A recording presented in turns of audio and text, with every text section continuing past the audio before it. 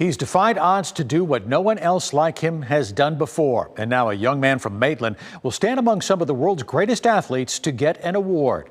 And just before his big honor, he sat down with WESH 2's Matt Lupoli to talk about it all.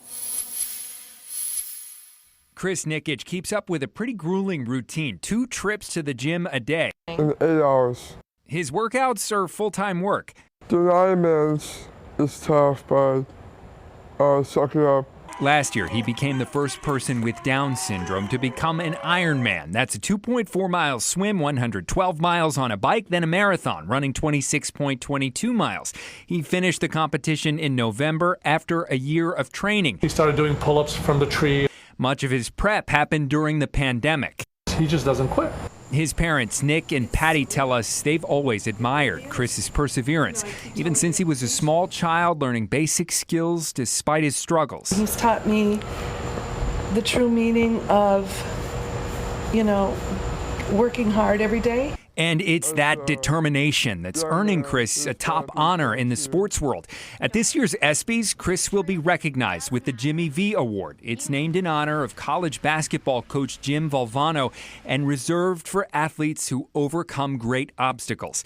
And Chris, now 21, has been defying limitations since he was a little boy. Special Olympics offered Chris a real safe place to be, a place to learn and have fun. Chris says he is having fun, and in moments of doubt, he reminds himself why he's working so hard. Because it's my dream. Living the life of an Ironman, he says, is proof enough he can tackle other life goals too. To live independent and to have a house and be a lady. And along with perseverance, his success is also a lesson in patience, living by a mantra of getting 1% better every day.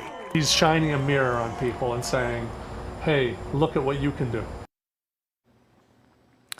The family is heading to New York to watch Chris receive his ESPY. The award show will air on July 10th.